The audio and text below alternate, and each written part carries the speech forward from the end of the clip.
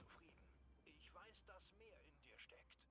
Optimiere deine Ausrüstung und verbessere deine Ergebnisse. Ich habe allen in der Schmiede von dir vorgeschwärmt. Jetzt kannst du dich beweisen.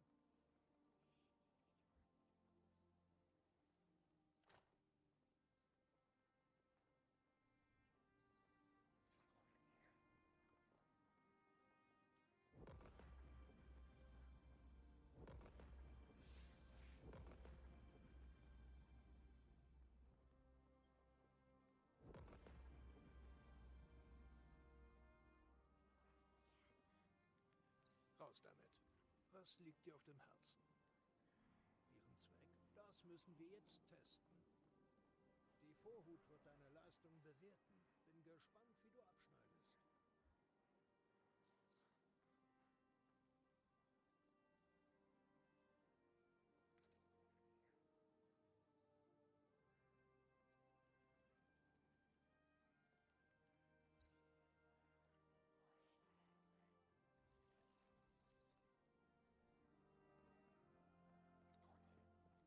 Habe ich hier einen Daumen. Sei gegrüßt.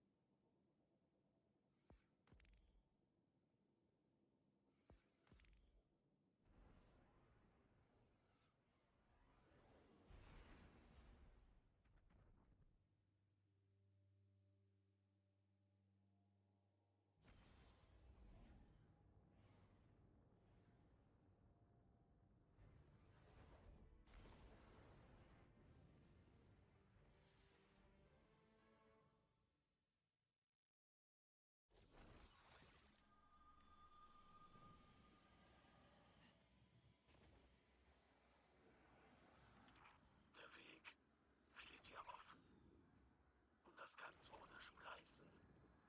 Wie ist das möglich? Du betrittst den digitalisierten Kern des Vex-Netzwerks.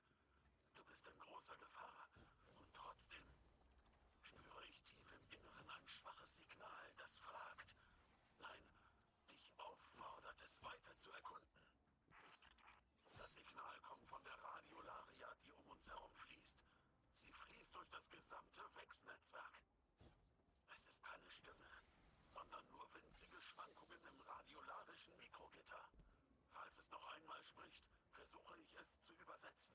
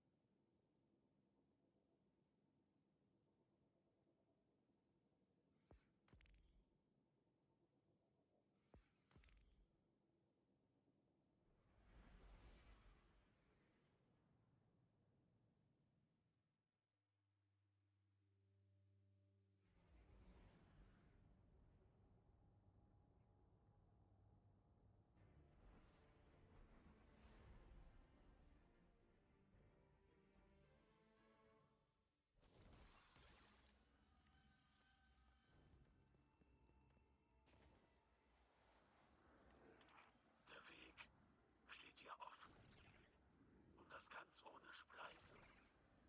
Wie ist das möglich? Du betrittst den digitalisierten Kern des Wex-Netzwerks.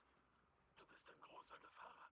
Und trotzdem spüre ich tief im Inneren ein schwaches Signal, das fragt, nein, dich auffordert, es weiter zu erkunden.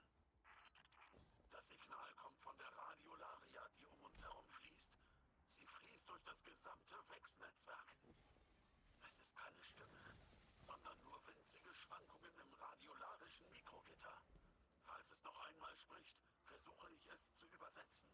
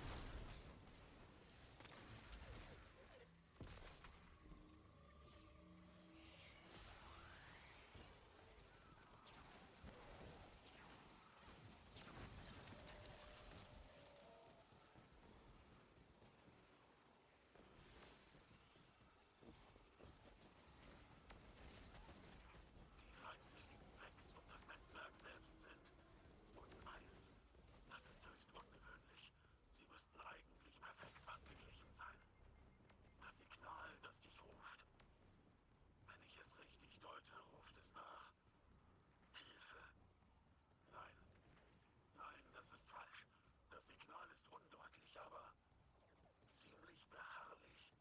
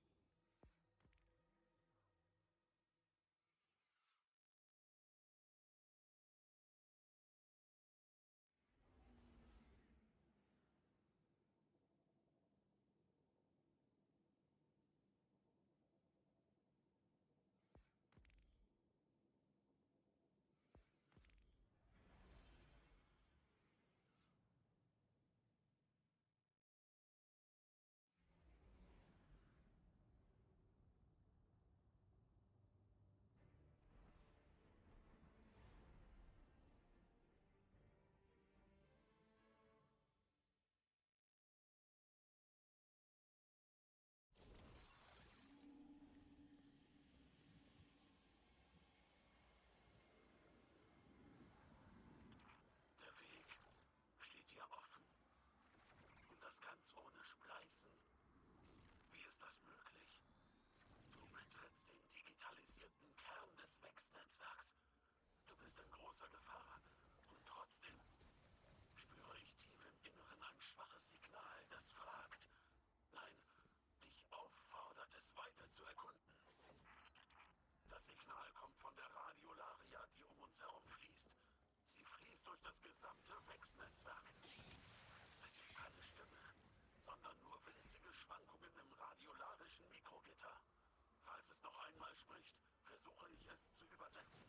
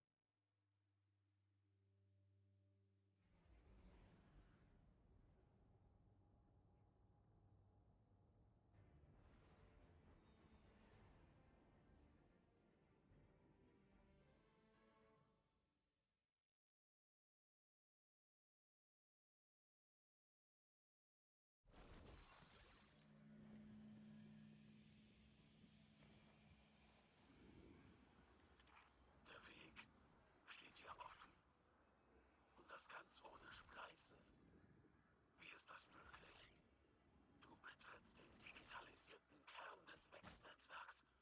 Du bist in großer Gefahr. Und trotzdem spüre ich tief im Inneren ein schwaches Signal, das fragt, nein, dich auffordert, es weiter zu erkunden.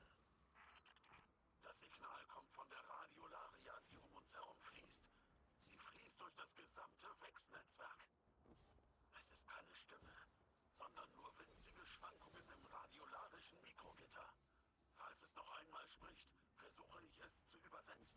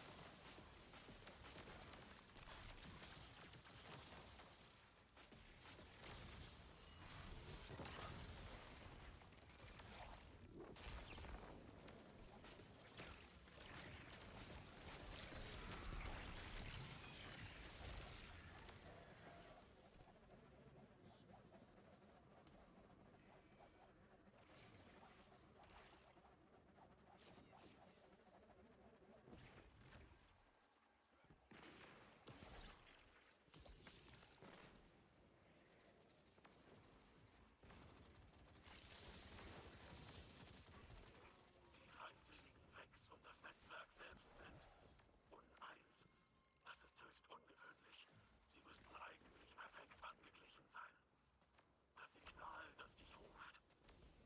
Wenn ich es richtig deute, ruft es nach Hilfe. Nein, nein, das ist falsch. Das Signal ist undeutlich, aber ziemlich beharrlich.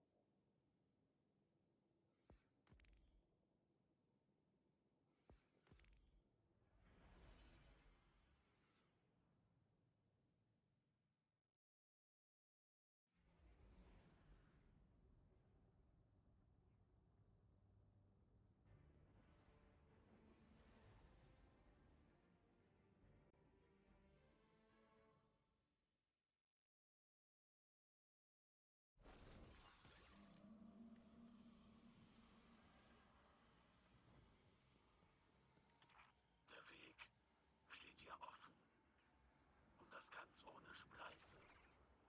Wie ist das möglich? Du betrittst den digitalisierten Kern des Wechsnetzwerks. Du bist in großer Gefahr. Und trotzdem spüre ich tief im Inneren ein schwaches Signal, das fragt, nein, dich auffordert, es weiter zu erkunden. Das Signal kommt von der Radiolaria, die um uns herum fließt. Sie fließt durch das gesamte Wechsnetzwerk. Es ist keine Stimme, sondern nur winzige Schwankungen im radiolarischen Mikrogitter. Falls es noch einmal spricht, versuche ich es zu übersetzen.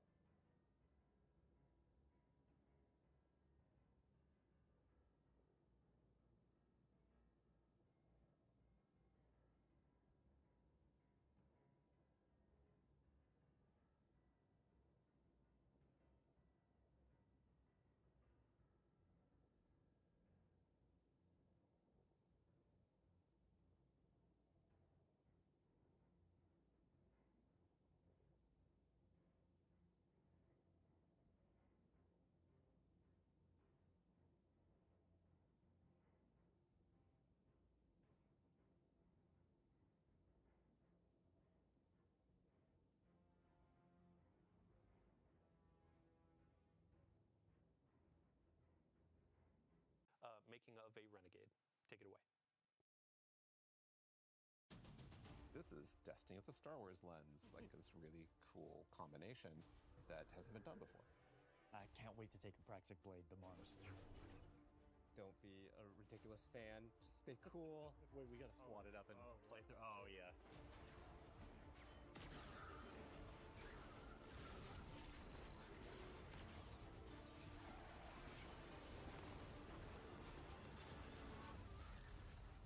This is why we got into games in the first place.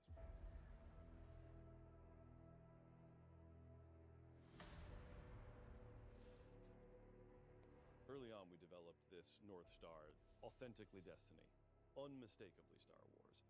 It has to be something that feels like a Destiny story. It can't feel like a one-off. This can't feel like a side quest, right? Like this has to be a continuation of the Fate Saga. I had this vision. I knew it came from the Nine. But with Star Wars beats and Star Wars visual. This was uncharted territory for Lucasfilm Games, and that this is the first time we're telling a story inspired by Star Wars within a different universe.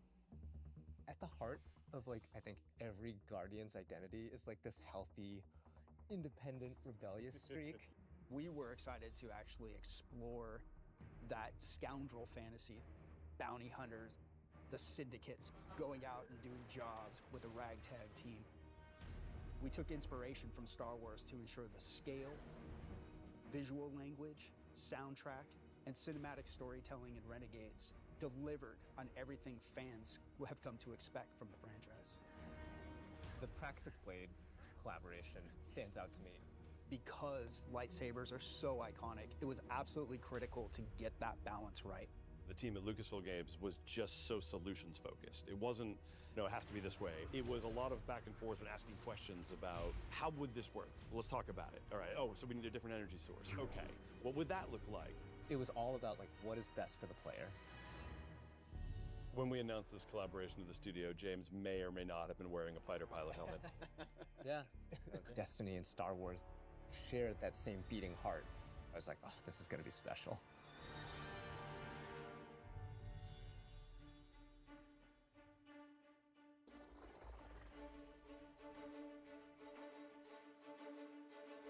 We were given such a unique challenge. How can we achieve the aesthetic and the feel of Star Wars without losing the narrative threads that we've created so far for Destiny at the same time? It wasn't until we found our footing with creating a foundation in Destiny that things started to click together. I remember the first time that we went down to San Francisco. We had this really big meeting where it was the Destiny narrative folks on one side and the Star Wars narrative folks on the other side. We broke the ice by just asking, what's the bad version of this? We had a really good laugh over what that looked like. And through that, we kind of uncovered that this should be the aesthetic, the vibe of Star Wars with the truth to Destiny's narrative that we knew needed to be there too.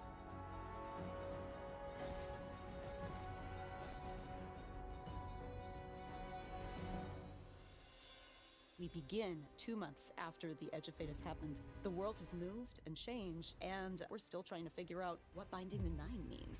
The Vanguard have redacted the prophecy of extinction. They don't want the public to panic over this prophecy. The crux of our story is the Drifter asking us to help him break Vanguard law for good reason to confront a new rising faction of Cabal called the Barren Imperium. It's what drives Eris to help the Drifter out, as well as the player Guardian. When we were thinking about what kinds of characters should be in this release, we thought about the kinds of archetypes we see throughout Star Wars. Yeah, and Drifter is an easy parallel. He and Han Solo share a cocky attitude, both former criminals. In Star Wars, there's a plethora of sassy droids. We have our own version of that through Ghosts, and Blue is no exception. Oh, look. Thanks for nothing. Blue is a Drifter's ghost, and I think as soon as people hear her, they'll be delighted and incredibly surprised. Our voice cast is stacked. Dredgen Bale is portrayed by Alex Lee, who is amazing. You are supposed to protect the people, not rule them. And we also got Hollywood actual royalty Danny Houston to play Premier Loom, the head of the Barren Imperium. Being able to work with someone from that kind of IMDb page was such an honor, and I was completely normal the whole time. Surrender to the Verbaute Imperium. Loom became this sweeping militaristic figure that I think is going to be a really good parallel to Grand Moff Tarkin or other evil military leaders from the Empire. So even though we're introducing new characters, we're still looking backwards at some of Destiny lore's most long-standing characters. Honor is another example of that. She's our Praxic warlock. She's loosely meant to be a parallel to something like a Jedi in Star Wars. She was part of a Vanguard internal affairs group that would police Guardians on the usage of darkness. Don't make me regret abandoning my post to help you. Not now, Honor. Yeah, she has to grow up with the times a little bit, because the world has changed and a whole lot of people are using darkness now, and she gets to grow and kind of ask herself, like, am I still adhering to my own values if I allow myself to be open to these kinds of ideas? The Drifter belongs with us! The Drifter left your cult long ago. And then there's Bale, Dredgen Bale. Dredgen is a dark guardian that represents absolute darkness. Dredgen Bale doesn't like the fact that we're ruled by a city of immortals who can't step down and that weren't elected. He's got kind of a point, but his methods for addressing that point suck. He makes many bad choices. One of my favorite parts about a lot of villains in Star Wars is that they have just like the capability of making a right choice and then consistently do not make good choices. Bale is trying to fill a hole in his life in all the wrong ways. And he just can't, and he never will. But man, we're gonna hope that he does someday. The time of guardians as shepherds of humanity is over.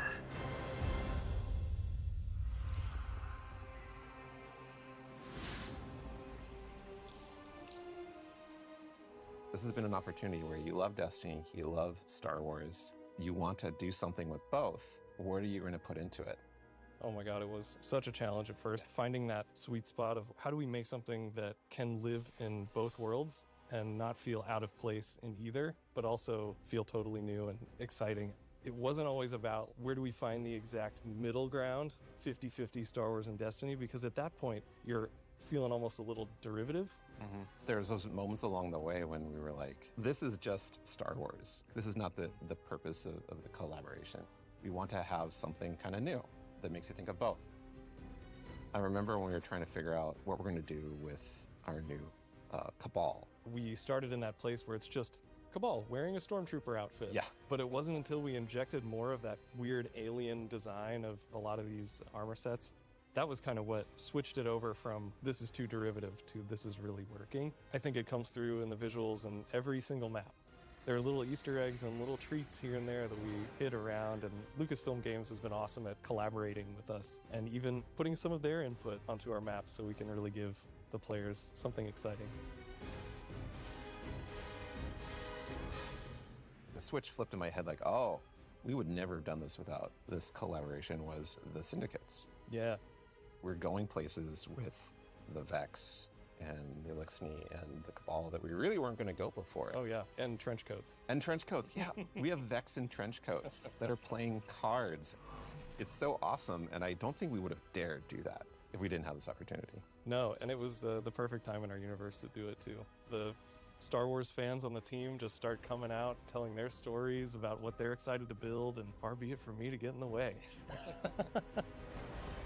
We make a lot of weapons in Destiny. How do you take a weapon in Destiny, which we have literal like 4 digits of guns, and understatement, right?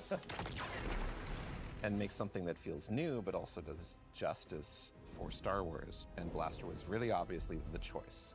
They're roughly in 2 groups. There's dynamic blasters, which are intended to be harder hitting, firing a ton. Brute force. And then we have a number of balance blasters. As you're shooting, and the heat is building up, you're going to have a venting opportunity where you can hit a perfect vent. It's like functionally a reload, so you can start shooting again much faster. Sweet. I gotta ask though, what about those Cabal blasters? Are they accurate? What difficulty are you playing on?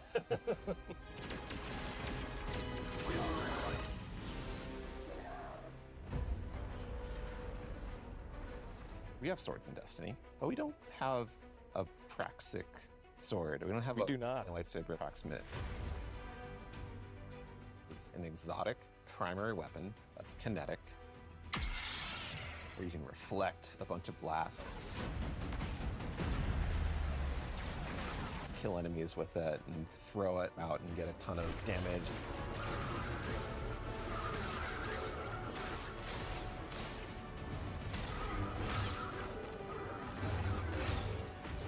Having the sandbox be able to explore this new ability ecosystem with renegade abilities.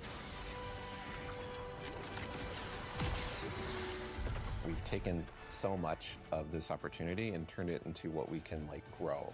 Every corner of the game, from the art, the design, the audio, the music, the UI, the rewards, completely infused with the magic of the collaboration. It's really been a real treat to be a part of. Yeah, super satisfying.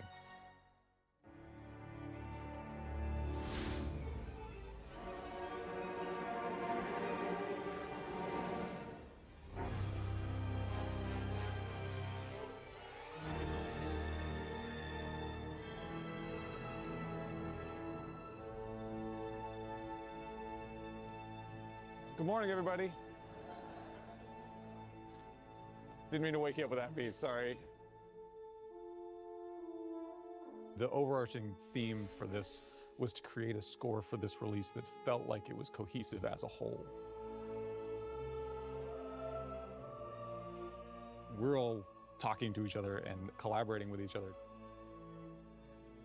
We were able to explore different ways of orchestrating, different ways of writing with the orchestra that expand on the Destiny palette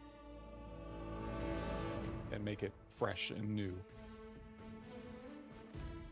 When I look at the Star Wars scores, there were certain elements that naturally fit string flourishes or wood flourishes that would play into a certain moment.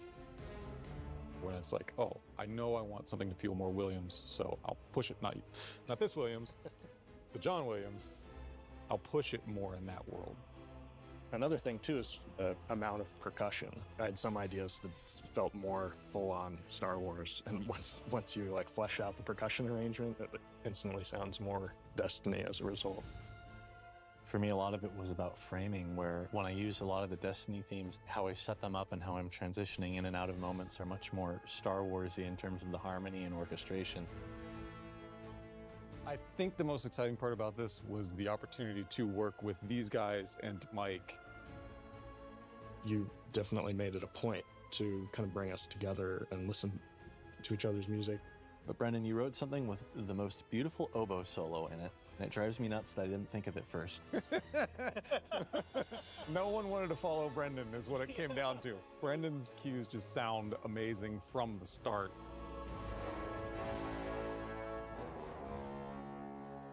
I remember, Nolan, your first high action cue. Everyone was like, oh, whoa. Because it's really fast, really intense. Josh kept on spinning around and looking at you. Humans have to play this. Jeez. Destiny has so many themes, and that's a great vehicle for doing the Star Wars spin. Our first meeting was discussing that main theme, and I remember hearing it for the first time.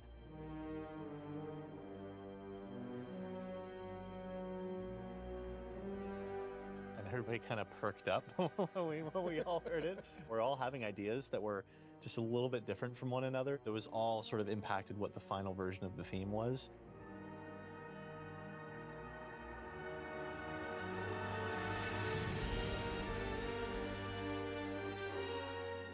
Dredge and Bail.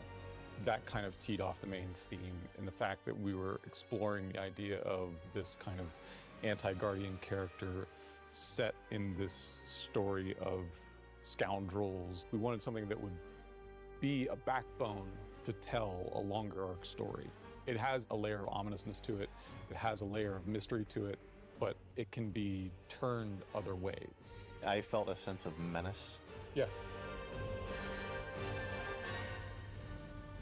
I'm just excited to get to experience it with players. Just really hope that, personally, I've written something that they can really connect with and love, and if I can cause a couple of goosebumps in there, I'll take that as a bonus too.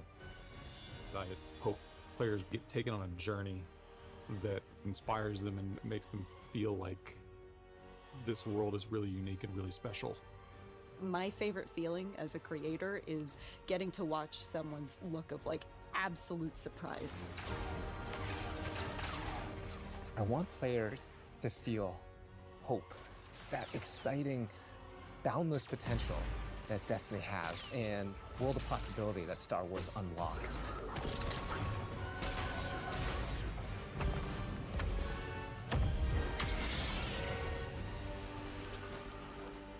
I've been waiting so long for this.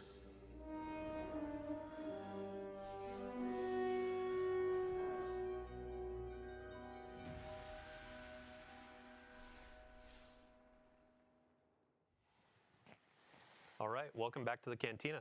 So what you just saw was our second Vidoc, making of a renegade, or what it takes to make a renegade. This is our moment to really peel back the curtain and show you how games are made. It's a monumental effort, and what you saw, it was a mix of our narrative design, audio, our collaboration efforts with Lucasfilm Games. Many thanks to everyone involved. Also a few folks that weren't pictured there, ranging from design, production, test.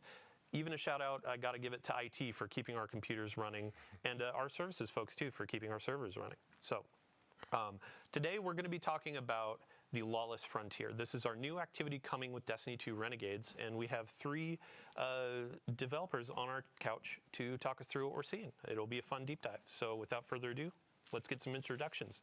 Eric Smith, we're starting with you. DMG, Damage 04. Yes, my name is Eric Smith. I am a combat design lead on Destiny 2. You may know me from my work where I was the design lead on the Strand subclasses. I started kind of making the stasis abilities, and most recently the Renegades ability buffs. Awesome. Yeah, next up, Tom Farnsworth. This is the first time that you and I are in a stream together, but a quick introduction for folks that may not have seen you in previous Vidocs. Yeah, so I'm Tom, the creative lead for Renegades, and I've been at Bungie for like, I don't know, I can't even remember, like 13, 14 years. Worked on Destiny 1, Destiny 2. The highlights were probably like Dreaming City, Season of the Splicer, 30th and Into the Light were the most recent things I worked on leading in this, but this has been an absolute blast to work on. Awesome. Yeah, thanks for joining us today. And last but not least, our grid skipper aficionado, Taylor Bjorndal. How you doing? Great. Yeah, Taylor Bjorndal, associate weapons designer, here to talk about all the rewards and blasters and the practice blade and all the other stuff we made for you to chase. Awesome. Yeah, so just for folks, if you end up missing anything, if we go a little bit fast, we got a lot to pack through. We'll have a VOD on Twitch and YouTube after this. And if you missed our Vidoc or the launch trailer, those will be uploaded as well. So what we're seeing on screen right now, we're launching into our Lawless Frontier activity. Tom, I would love to put the spotlight on you. Let's give a quick description. What is the Lawless Frontier? So the Lawless Frontier is our core game mode in Renegades. You're going to play through some of the campaign, but it's really what comprises our end game. And the idea is that you're a renegade, you're taking on these shady jobs like bounty hunting, smuggling, and sabotage from our syndicates, and you're doing so to increase your notoriety, your power, and your riches, and of course to get some sweet loot. Yeah, and when you talk about bounty hunting, sabotaging, that kind of stuff, those are different types of this activity, right? Yeah, their bounty hunting is all about taking out a key syndicate boss. Sabotage is about blowing the heck out of everything with your renegade abilities, dropping airstrikes on Cabal vehicles, and smuggling is about grabbing everything that isn't tied down. Yep. In true fashion, when you're going into a dangerous spot, you got to just grab whatever you can find, right? Yep.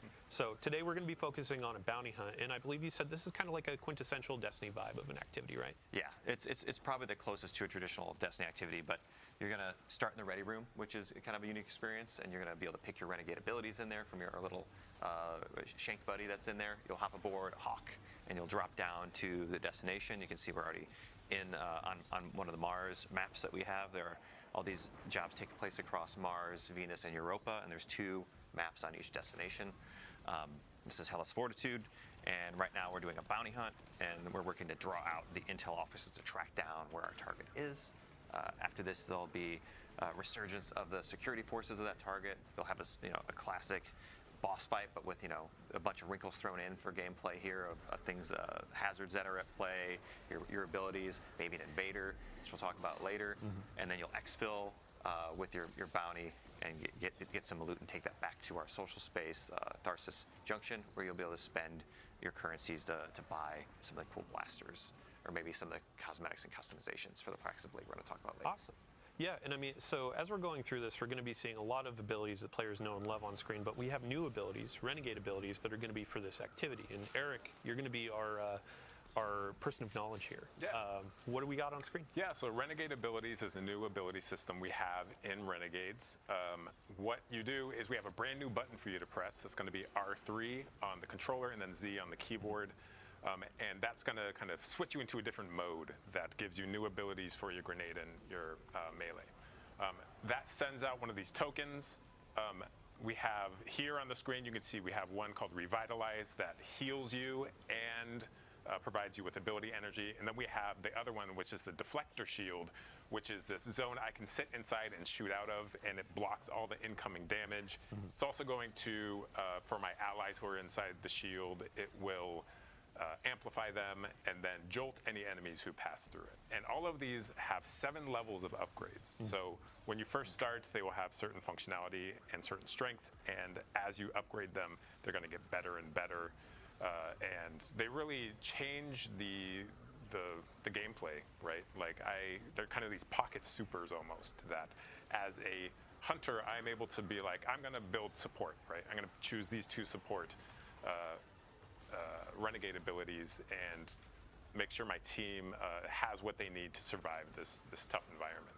You can also see in this mode we have non-regenerating health. So things like that Revitalize renegade ability are really going to come in handy to be like, we need to take a break and heal. Let's pop over here to some safety, and anyone can build into that if that's what they want. We have things like vehicles that you can pull in, or you can call down from your ship. So that's one thing. There's so much to talk about. Yeah, well, before we get to the ship, actually, let's talk a little bit more about the health mechanics in here. Because we had this in some previous activities like Nether, and we got a ton of great feedback on like how much you get back, how you get it back, and I've seen already in this activity, as you're going through, there are some pots, there's some ways that you can get it. There are the Renegade's abilities, but Tom, if you want to talk a little bit more about it. We took Nether as a base, but I'd say this is a little bit more forgiving. The way that health works is, you've got a large pool of health. It does not regenerate at the top level, but if you get down to 0, it will regenerate to the base shield, so you got some of the red flashing screen. And you can either use a normal sandbox like a rift, a healing, a support weapon. You can crack open these pots that have those little healing orbs you can see on the screen to get some of your health back. Or you can use things like Revitalize and like build your renegade abilities into kind of dealing with those kind of challenges we're putting in front of you. And one thing that I really like about this mode is like we've got expert, master, grandmaster, and on the grandmaster you're really gonna need to use all these abilities to kind of like coordinate with your teammates and kind of build a loadout to kind of conquer the challenges we put in front of you. Awesome. Yeah, so going back to, you had mentioned the ship when we're using our renegade abilities. And I think earlier, outside of the Vex Dome, there was kind of like an airstrike that happened too, right? Yeah, so we have a strafing run that you can upgrade, and your ship, so the one that you have customized and put your shader on, will fly through the arena and drop bombs in sequence, right? And as I upgrade this, it gets more and more devastating until it like is, beyond any of the supers we have in the game. It's incredible. There's another one that is the Cabal drop pod, and what that does is, if you're familiar with the Cabal drop pod, it is this giant metal ball that slams into the ground, and in this case, it is almost like a supply drop because it's full of ammo, and it's also going to squish anything under it, and it does incredible damage. Not only that, but it will damage you and your teammates, so you got to be really careful. It will delete them. Yeah, just delete them. You got to be careful where you drop this. Offensive supply drop. Yeah, but you can be the Cabal now. You can turn it around on them. Yeah. So Bjorndal, we've had you kind of sitting quiet over there. I'd love to talk about the blasters that our players have been using. So in the Vidoc, we were talking about the balanced blaster and the dynamic blaster. Can you break down each, just a quick review of each, and then we can talk through some of the reload mechanics? Yep, sure. So yeah, we have 2 sets of blasters. or two different kinds of blasters. The dynamics are like more aggressive, harder hitting, faster rate of fire. They can like generally punch above their weight class, but they're like a little bit harder to manage heat on. And the balanced blasters is more like a rain of bullets. Like I'm just gonna unload on a big pack of stuff and like really have like a deep mag. Cool. And what you can see on screen right here, these are going to be all the blasters that you can get from running our Lawless Frontier activity, and then we'll actually have a slate of blasters that you can earn through the dungeon, which we'll talk a little bit about later.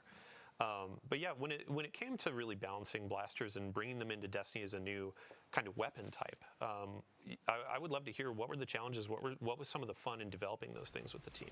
Absolutely, yeah. So like one of the things that was in the Vidoc was kind of finding the balance of like how much Star Wars versus how much Destiny we wanted on these things, and it was a collaborative effort with basically everybody on the team. These were Mercule's project for most of this release, but it was like a big effort on design, test, animation, audio to really sell the experience of using these and to make them look and feel the part for like what people would expect from both the Destiny gun and the Star Wars blaster. Awesome.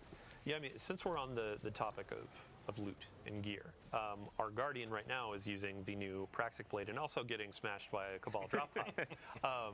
But I'd love to hear about the customization that y'all developed for this. And this can be Tom and Bjorn talk to it, yeah? Sure. Yeah, so you're going to get the Praxic Blade by collaborating with Honor throughout the campaign. She's going to like deem you worthy of earning it. You'll go on a cool little quest that I don't want to spoil to earn one for yourself. And then post-campaign, you're going to unlock the ability to customize it. You're going to be able to change out your dark matter crystals and change the color of the blade to match your personality. And you're going to be able to change a bunch of different mods and gameplay elements, right? Yeah. So there's a whole bunch of different things you can kind of swap to fit your playstyle on this, where we have forms, cores, mods, and 4 different catalysts on it. And the forms kind of change like how you can get ammo back and give you some damage bonuses based off of different gameplay styles. And the cores let you apply subclass verbs to a different part of what the weapon does, depending on something that matches your subclass. So like you can add sever to like the saber throw, or something else like weaken or jolting. Yeah, it creates these really cool combos where I am strike, I'm throwing to debuff enemies and then getting it back and striking again. Yeah, and during a couple of our trial runs with this, you were talking about there are some animations and different combos in your melee structure, right? Yeah. So there's like a 3 or 4 hit combo you can do where you will end it with like a big spinny move that's like very thematic, almost kind of like how the Arc Staff has like the little hidden combo there. Mm-hmm. Awesome. I did want to call out, we also saw the Renegade ability, the turret that we have. It is called the Piker Mortar, and it is like the strongest turret we've ever built. Like it is, it has crazy range, crazy damage, and is a really nice, I'm going to throw this thing out to manage this part of the map. Yeah, while I deal with other stuff. Perfect. Yeah, and, so as we're coming to the end of this activity, I'd love to just know kind of some of the narrative dressing. So as you're going into the Lawless Frontier, it's our activity, but also kind of like the feel of this experience. And there's a turf war going on. I know Robbie in a previous stream we were talking about the turf war a bit, but Tom, if you could expand on that and how that sets up this activity. Sure. So in the end game, the syndicates are in this kind of ongoing turf war across Mars, Venus, and Europa, and you can kind of take advantage of that by taking on their contracts that they offer and kind of winning out the day for them. But in doing so, you can extract maximum power, profits, rewards from them, and you can take anything you earn through engaging in these jobs and completing these priority contracts they offer. You can go back to the social space. You can they each have their own reward track, like the Pikers, the Tharsis Reformation. They offer weapons to unlock, new abilities, upgrades for those abilities, some elements or mods for the Praxic Blade, and a whole bunch of other things like some shaders too. So you can kind of like rep your favorite syndicate on your armor, which is pretty cool. It's definitely one of the with the Lawless Frontier, it's one of the most cohesive and deepest modes we've ever built. Like everything from this mode ties into the holo map, into the different mini game modes within it, into the social space. So like it's going to be exciting to see players kind of peel back all the layers and maybe get into some the darker corners like Invasion. Yeah, and I mean, so we've progressed. We've defeated the boss that we were hunting down for our bounty hunt. And this portion of the activity is kind of emblematic of we're in a lawless frontier that's dangerous. Even after you've finished your objective, now it looks like you got to fight your way out. Yeah, so every job in the lawless frontier, in this case bounty hunt, like it escalates over time. So it gets harder the longer you're there. So there's real pressure to get in, do your objective, and get out. Just so like right now we're in the exfil. This is the final moments of the activity.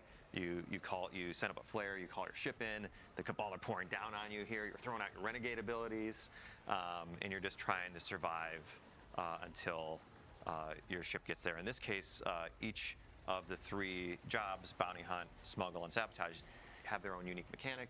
So for bounty hunt, you have to take out these 3 mini bosses, which we call retaliators here. Yeah, so as our fire team is fighting their way out, we actually do have a preview of a fun exotic that's coming with the reward pass in Destiny 2 Renegades. I believe we have a preview that we can share. But Bjorndal, if you could give a quick overview of our exotic machine gun. Yeah, so this is the Service of Luzaku. It's a very unique machine gun. It's almost like a necromancer, broodweaver theme, where you turn your enemies into these little nests of threadlings that you can like shoot and then spawn more and like build it up to control like a space. Mm-hmm. Yeah, and threadlings just got a buff, correct? Threadlings did get a buff. They're smarter than they were before. Yeah, and to segue more appropriately, over the last few weeks we've been doing a series of blog articles with y'all on the Sandbox team talking about the core game updates coming to Destiny 2 available to all players. So we have a lot of quality of life changes that are coming to your supers, your subclass abilities, all that kind of stuff that we just previewed yesterday. Mm-hmm. One of which, Warlock focused, was around threadlings, your strand abilities.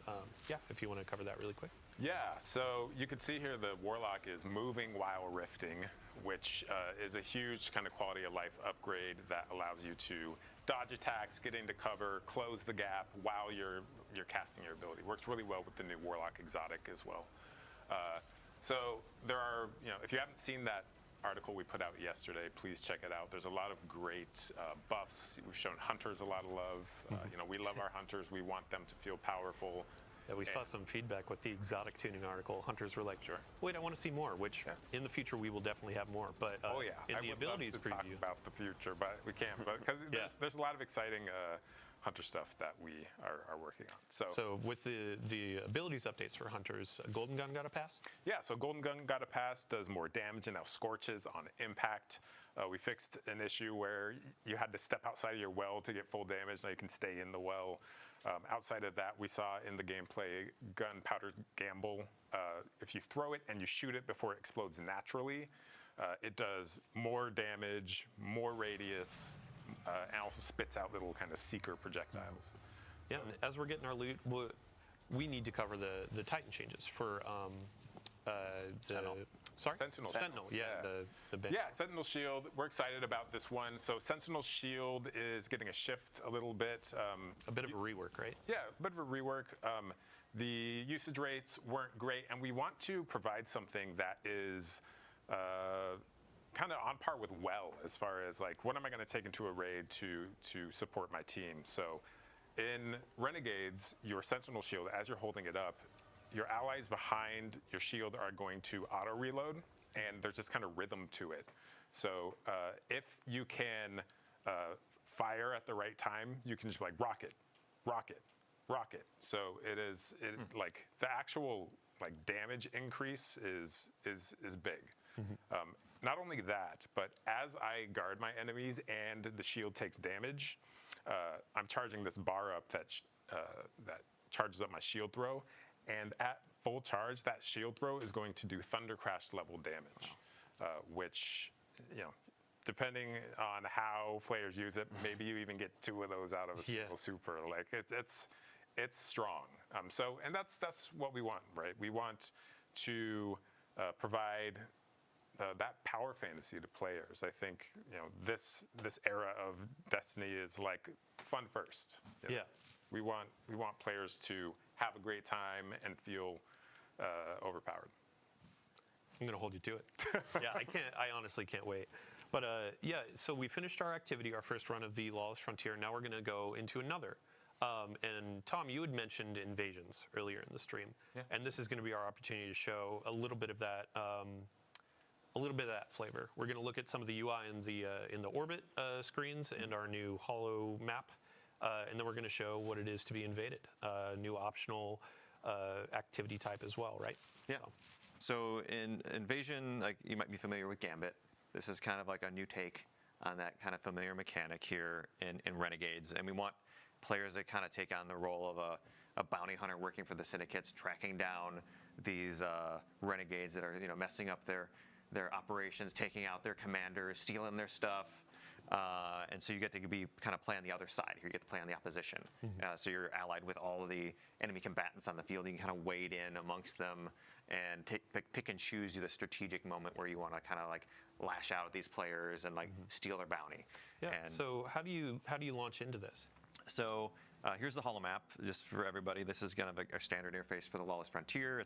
This is how you access the social space, all of our jobs, and then in the end game we unlock the yellow node, which is invasion, and the red node, which is the contested territory. So we can take a look at the contested node here. This is where every day the syndicates are fighting over one of the maps on each of the planets, and you can kind of, as a defender, kind of throw in your pledge to the side you want to fight for. But these are also invadable nodes. So one thing I want to highlight is that invasion is opt-in. It's not a requirement. So if players don't want to deal with PvP, they can do like an expert difficulty for this, or they can just go to any of these other nodes on the map here that aren't invadable. But for the priority, the contested node on the highest difficulties, like that's where the highest rewards are. That's where the invasion is. Now on the other side, if you're an invader, you don't need to worry about the nodes. You can just go to the invasion node. You need to have some death marks, which are a currency you earn by playing by just playing Lawless Frontier. You'll just accumulate them. And one interesting wrinkle here is you can actually wager those for additional rewards. So if we go to the little pane here on the side, there's these things. There's the death marks. You can interact with them two or three times to double and triple your rewards, which obviously you're taking on some risk here. If you go do an invasion and it doesn't go your way, you could lose those tokens, but I think a lot of players are going to want to do this because they can just get triple rewards on each invasion, which is really exciting. And on the other side, for people being invaded, if you take the invader down, you're going to get more time on the clock. You're going to get some revives back, and every time you kill an invader, they have the chance to drop extractables, which are rewards you can dunk at the end of the activity to get bonus armor, weapons. Yeah. Stellar. So let's get our invader launched in here. We'll go back to our gameplay team. Yep. But while we're loading in, let's talk about what is the actual kind of approach to invasions. What are the objectives aside from seeking out guardians and destroying them? Yeah. So as an invader, you're gonna start in the ready room, which we're gonna show in a minute here. You're gonna pick your loadout, like what's the right renegade abilities to bring in, and we've seen in playtest there's like a lot of different fun combos here. Like, are you gonna bring in the deflector shield, and then like the other team's gonna drop one, and then you're fighting on the Venn diagram of the deflector shields, or are you gonna just be a little more brute force and drop a behemoth and like kind of like, but try to be sneaky about it, and that's pretty.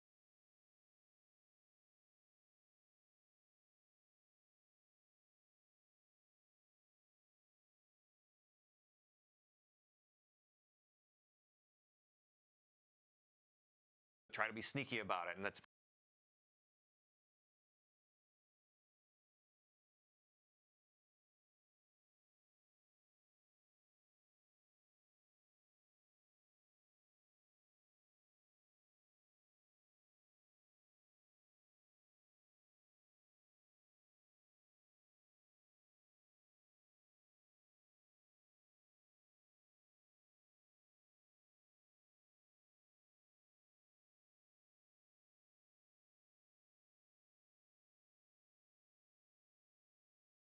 try to be sneaky about it, and that's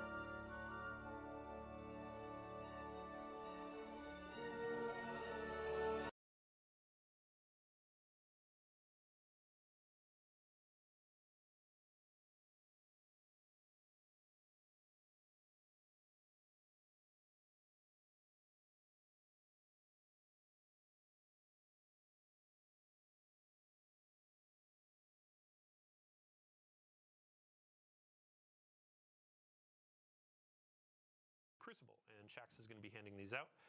We also have some weapons up to slate. Fusion Rifle is a returning favorite, I believe. Yep, yeah, Riptide's coming back. We have a new aggressive Void Hand Cannon and a high-impact machine gun. Awesome. And then let's see, last but not least, Trials of Osiris. So another offering for our PvP audience. A few eagle-eyed players may have seen this armor set yesterday, a little sneak preview, totally planned. But yeah, we have a new armor set for each class, and as you can see, coming back with the glows, so as you get more wins on your card, you can unlock gold or red or blue. And then we have some new weapons that are coming as well. Yeah, like this lightweight Void Pulse Rifle with your favorite model. I admit, since the set came out on the moon, Eris, all the crufty bits on it, cleaning it up, having, sorry, what frame type did you say? Lightweight. Lightweight. Chef's kiss. I cannot wait. And then I believe also we have a preview of a hand cannon. Now, one of our folks on the gameplay team over here was whispering in my ear day by day, night by night, that these rolls are going to be a bit juiced, right? Yes, yeah, this is a pretty juiced hand cannon. It's got perks for both PvE, PvP. It's a Strand 140. You can get stuff like Lone Wolf, Precision Instrument, or Slice Explosive Payload. So you have a lot of options to pick for both PvE and PvP. Awesome. Yeah, and across all of our activity types, we're trying to sprinkle out some things that players will get excited about. Not just, oh, I'm going to go into PvE to get the PvE gun. Like, there are some PvP roles out there that you can get from your fire team ops. There's some PvE roles that you can get from trials. And that doesn't even cover what we have coming in the dungeon too. Before we do a little dungeon teaser, I do have a quick announcement as well as we're rolling through the list. We have an open access week that's coming on December 2nd. So for any folks out there that haven't played The Edge of Fate, that is actually going to be included in this open access week. So if your friends haven't played, if you haven't played, hop in, check out the beginning of our new saga, and earn some cool loot on the way. It's available to all players for that week, and it also includes some previous content as well, campaign and other. So let's see here. Dungeon. We want to talk about the dungeon. So Equilibrium.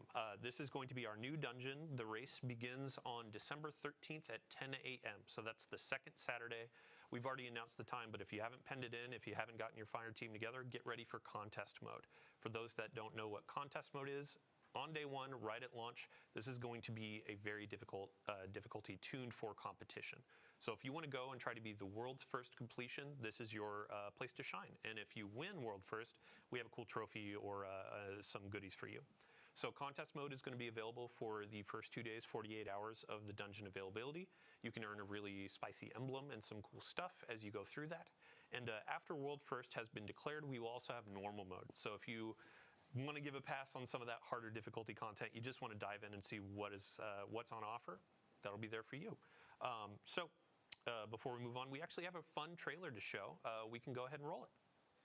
6. Everything you've shown me, I've made real. I've marshaled a new Imperium to snuff out the light.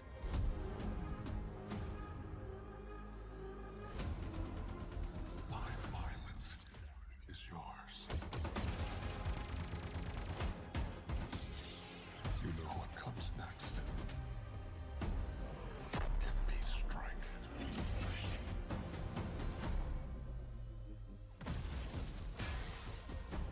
Take everything I have.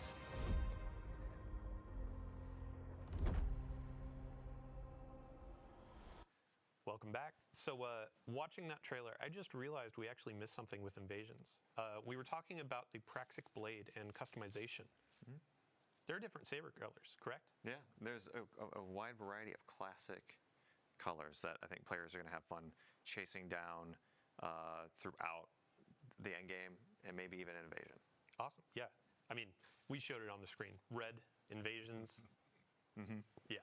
So, okay, moving right along, ending out our show, we're going to be covering what is going on through the end of the year. So during the launch window, we'll have some really cool things coming around. Vanguard orders are coming in week 2. And then after that, we're going to have the Dawning returning. So this is our winter celebration, our event, inviting Guardians to hop in, play some activities, get some fun rewards, and bake cookies for their favorite vendors in our tower. So Tom, just a really brief description for folks that may not know what the Dawning is. Yeah, so the Dawning, you slay our enemies, You collect them as ingredients, and then you bake them into delicious treats you feed to your friends in the tower, like Zavala, and he's just got thousands of Galardoodles raining down upon him, and he gives you a gift in return, which could be, a spicy weapon roll, or you might maybe get some bright dust from some other pursuits and get this totally cool Winter Wolf armor. Yeah, I mean, I feel like Drifter is outside, like, ooh, you're putting enemies into the cookies? But, yeah. It's totally a Drifter thing. Right. The Winter Wolf set, this is going to be available for Bright Dust just by playing the game, or if you want to snag it from Eververse for silver, go right on ahead. But also on top of this cosmetic, we have new weapons that are going to be a part of the dawning. Yeah, so we have a burst linear fusion rifle, a breach grenade launcher, and a precision sidearm. And then also with this excellent new holofoil treatment. It's like covered in ice, and then as you fire, it'll slowly melt away the ice. That's cool. Oh, perfect. All right. Oh, and sorry, I have one correction being whispered in my ear. Dungeon race starts at 9 a.m. Daylight savings time strikes again. Gets us every time. Every time. Oof. All right. So with that dawning preview over, we are at the end of our show. Thank you so much to everybody for joining us today.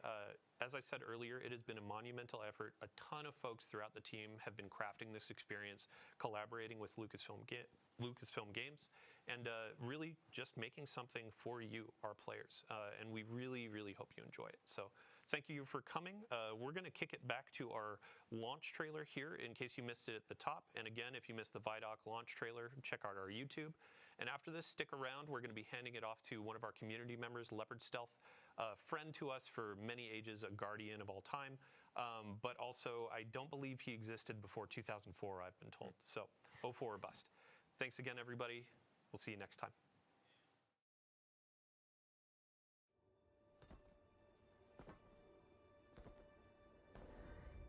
You are supposed to protect the people, not rule them. The time of guardians as shepherds of humanity is over.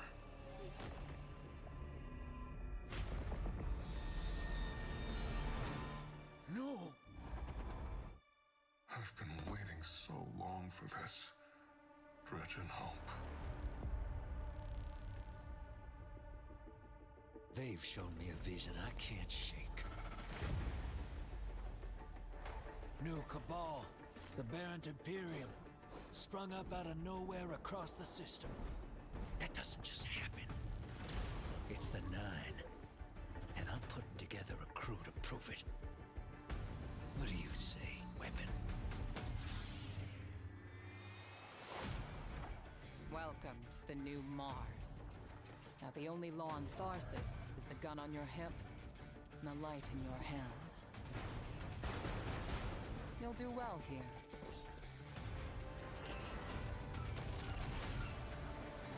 I don't relish doing business with these leeches. But we need to find out what the Dredgen are after. You crave justice. Why die for a criminal? Why do you hate your own kind so much? It's time to take the fight to the Imperium.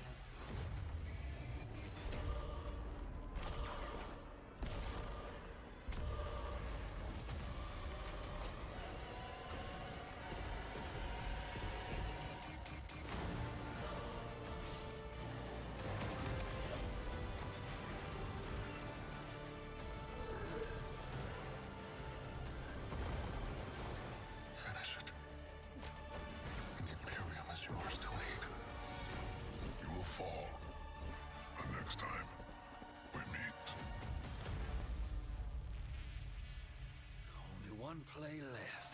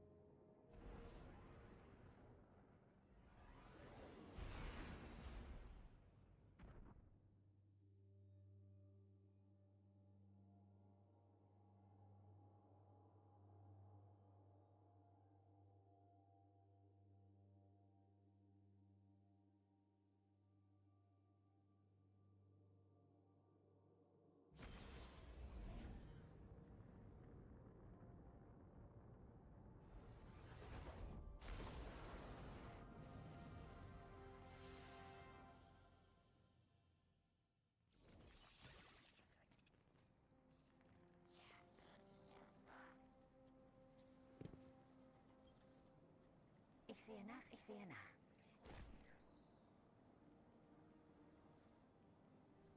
Alles erledigt, alles erledigt. Name, Hüter?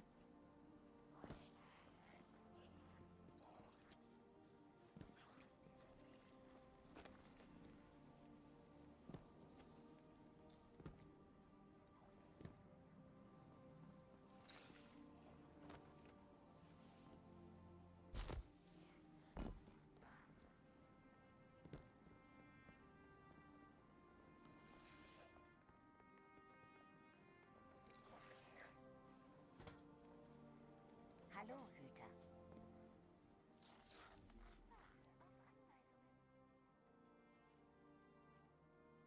Das Everversum bietet Güter, die unserer Meinung nach die Reise eines Hüters erleichtern. Das Klappern hört sich gar nicht gut an.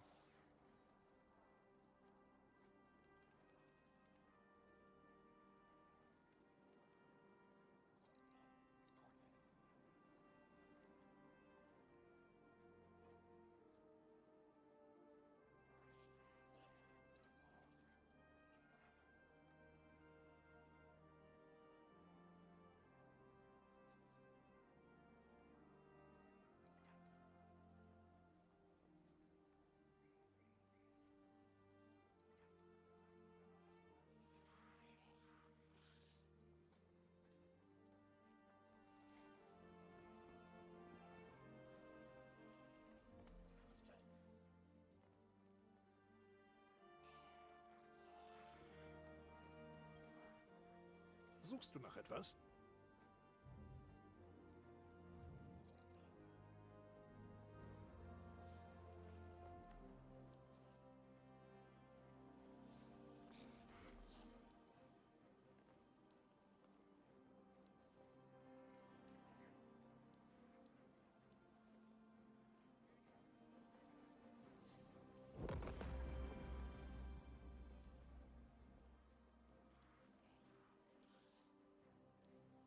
Shax neigt zur Selbstüberschätzung, aber damit hat er recht. Der Wettbewerb kitzelt das Beste aus uns heraus.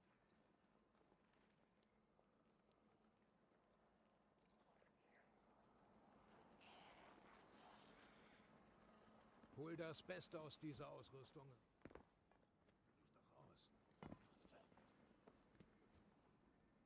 Doch aus. Dienstlog aktualisiert.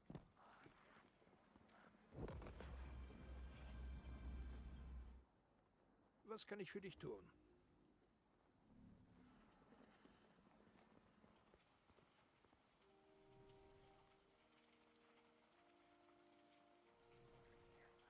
Die Ingenieure schwärmen ständig davon, wie stark die neue Ausrüstung ist. Aber das letzte Wort hast du.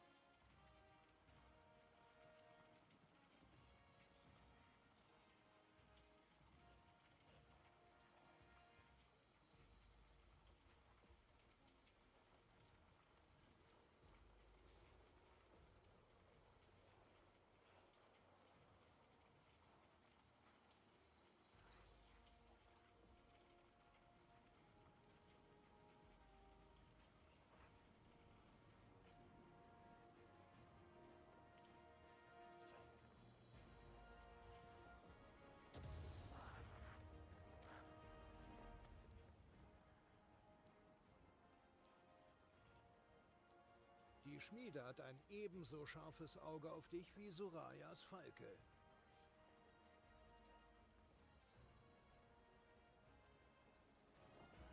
Schauen wir mal, ob diesen Erwartungen der Schmiede gerecht wird.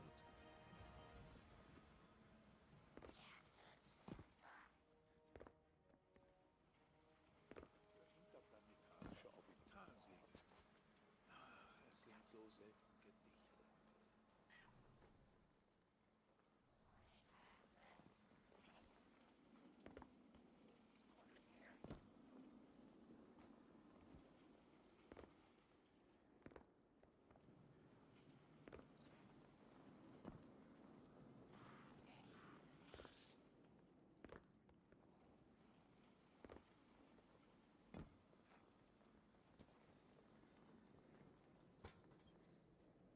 In Bearbeitung.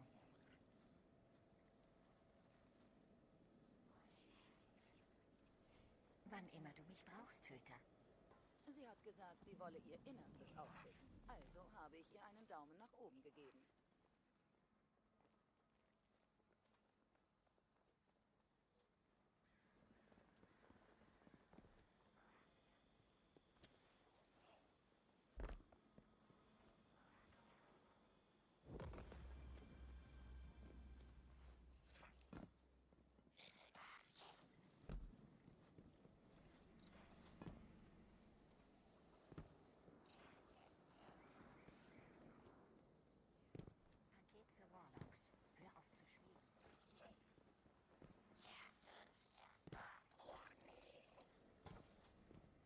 Brauchst du etwas?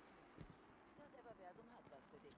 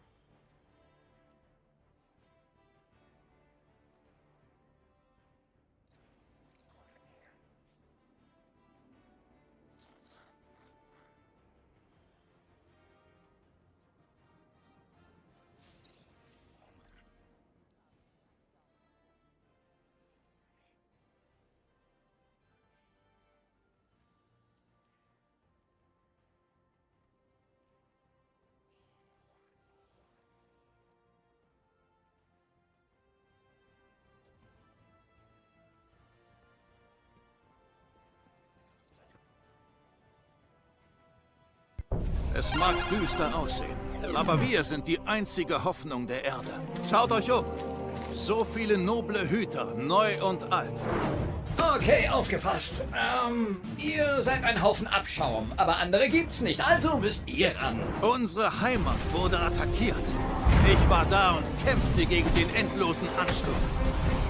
Sie ließen nicht locker, also hielt ich drauf. Will ja nicht angeben, aber ich war großer. Trotz der Opfer vieler mutiger Hüter verloren wir alles. Den Turm, die Stadt, unsere Heimat. Okay, hört zu. Alles ist futsch. Euer Kram, mein Kram. Am wichtigsten, mein Kram. Heute kennen wir unseren Feind. Sein Name ist... Gary! Oder Kill? Clan? Es ist keine Ahnung, irgendwas mit G. Go! Ich weiß, ihr schaut zu mir in harten Zeiten. Aber dies ist nicht allein meine Schlacht. Also wenn ihr nicht alle da rausgeht, hakelt das Prügel. Wir müssen diese Ungerechtigkeit rächen. Denn das ist die Pflicht eines jeden Hüters. Im schlimmsten Fall geht ihr hops. Doch wer weiß, vielleicht auch nicht.